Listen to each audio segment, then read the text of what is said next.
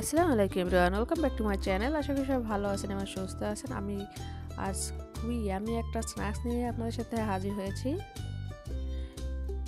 Chicken tandoori burger, খুবই yummy. একবার যে খাবে সে অবশ্যই আপনার প্রশংসা করবে। আর এটা আপনারা কিডস টিফিন বা সামনে যে রোজার মাস আসছে ইফতারিতে তৈরি করতে পারেন। তো এখানে প্রথমে আমি নিয়ে নিয়েছি বোনলেস চিকেন, দিয়ে দিচ্ছি 3 টেবিল চামচ সয়া সস, এখানে দিয়ে দিচ্ছি অনিয়ন পাউডার, গার্লিক পাউডার, দিয়ে দিচ্ছি 1 চামচ আদা,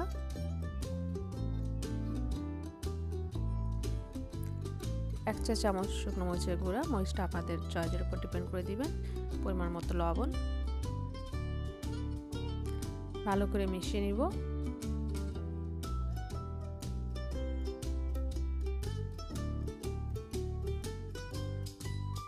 এখানে দিয়ে দিচ্ছি আমি 1 টিস্পুন ধনিয়া গুঁড়া, আর দিয়ে দিচ্ছি লেবুর রস 1 চামচ পরিমাণ।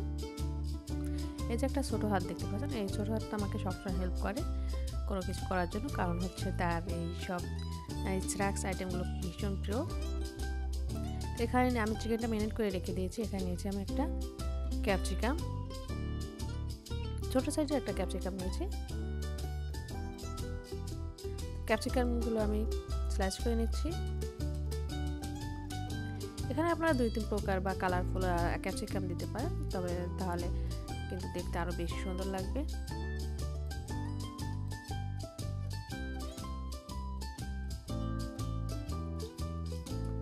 আমি ক্যাপসিকাম স্লাইস করে নিয়েছি। চলে আসছে পরবর্তী প্রসেসে।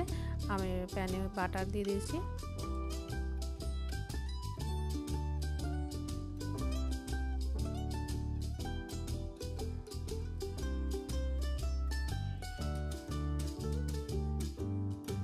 এই পর্যায়ে ম্যারিনেট করা চিকেন দিয়ে দিব। আর চুলোর আঁচটা কিন্তু আমি মিডিয়াম রাখবো, মিডিয়াম থেকে একটু হাই রাখবো।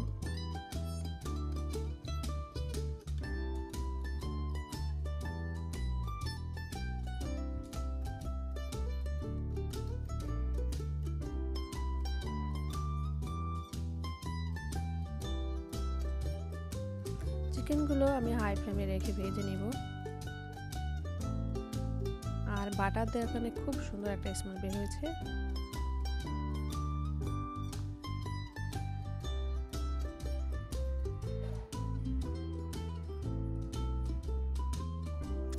যারা এই তন্দুরি চিকেন বার্গারটা একবারও ট্রাই করে নিয়ে, আমার রিকোয়েস্ট থাকবে একবার হলো ট্রাই করে দেখবেন।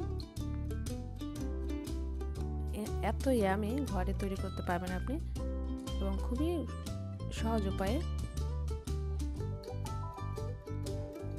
এ পর্যায়ে আমি এখানে একটু তেল দিয়ে দিচ্ছি, আর এখানে দিয়ে দেবো ক্যাপসিকাম এবং কিছু পেঁয়াজ।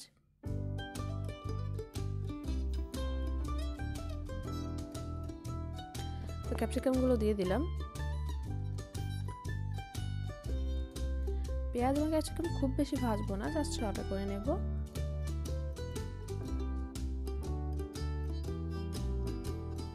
ক্যাপসিকাম দিয়ে খুব বেশি ভেজে নিলে কিন্তু ক্যাপসিকামের কালারটা নষ্ট হয়ে যাবে এবং স্বাদটাও চেঞ্জ হয়ে যাবে। 2 থেকে 3 মিনিটের মতো টাইম নিয়ে আমি ভেজে নেব।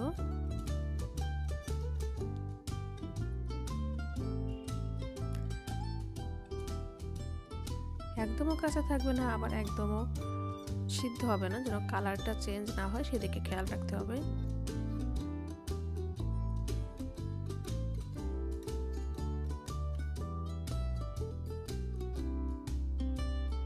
তো চিকেনটা হয়ে গিয়েছে, আমি নামিয়ে নিয়েছি। এখানে নিয়েছি আমি 3টা বার্গার বান, আর বার্গার বানে আমি মেয়োনিজ লাগিয়ে নিচ্ছি। আর মেয়োনিজটা কিন্তু হোমমেড। কেউ যদি মেয়োনিজের রেসিপি দেখতে চান তো কমেন্টে জানাবেন। আসলে ঘরে তৈরি সব উপকরণ দিয়ে যখন আপনি একটা রেসিপি বা একটা স্ন্যাক্স যে কোনো খাবারই তৈরি করবেন, সেটা কিন্তু অনেক বেশি টেস্টি হয়। কারণ হচ্ছে ঘরে তৈরি খাবার খুবই টাটকা থাকে, যেটা নাকি বাইরে রেস্টুরেন্টে কোথাও আপনি খুব একটা টাটকা খাবার একদম পাবেন না। ঘরের তৈরি খাবার যেমন হেলদি, তেমন হচ্ছে আপনার সুস্বাদু হয়। তো এই কারণে আপনাদের বাচ্চারা যখন কোনো ডিমান্ড করে যে স্ন্যাক্স আইটেম খাবে বা ফাস্টফুড টাইপের কিছু খাবে, তখন কিন্তু আমরা এভাবে তাদের তৈরি করে দিতে পারি। তো এখানে আমি চিকেনের উপর টমেটো সস দিয়ে দিয়েছি এবং মেয়োনিজ দিয়ে দিয়েছি। মেয়োনিজটা অবশ্যই একটু বেশি করে দিবেন। আর এই যে আসছে সামনে রমজান, এই রমজানে আপনারা ইফতারিতে এই আইটেমটা রাখতে পারেন। খুবই হেলদি একটা ইফতারি আইটেম হবে। প্রতিদিন তেলে ভাজা একঘেয়েমি ইফতারি কিন্তু আমাদের কারোরই ভালো লাগে না। তো এভাবে যদি আপনারা তৈরি করে দিতে পারেন বাচ্চাদের টিফিনে, ইভিনিং স্ন্যাক্সে বা ইফতারিতে। আর এই রেসিপিটা মানে এই তন্দুরি চিকেনটা বার্গারটা এত বেশি টেস্টি, আসলে মানে বলে বোঝানো যাবে না। অবশ্যই আপনারা একবার ট্রাই করে দেখবেন এবং তারপরে এসে জানাবেন কমেন্টে কেমন লাগলো। তো আমি এখানে কিছু বাটার দিয়ে দিচ্ছি।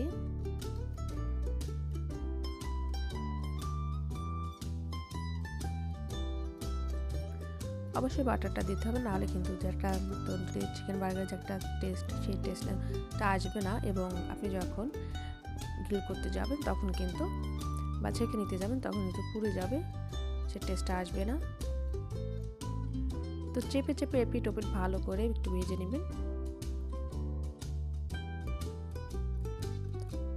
30 সেকেন্ড করে আমি এপিট ওপিট ভেজে নিব এবং খেয়াল রাখতে হবে যাতে খুব বেশি পুড়ে না যায়।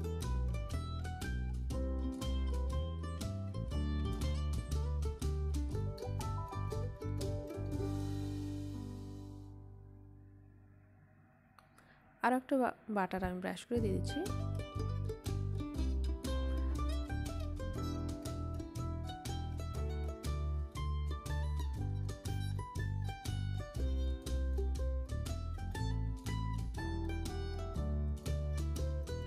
আসলে যে কোনো খাবার গরম গরম খেলে কিন্তু টেস্টটা খুবই সুন্দর আসে।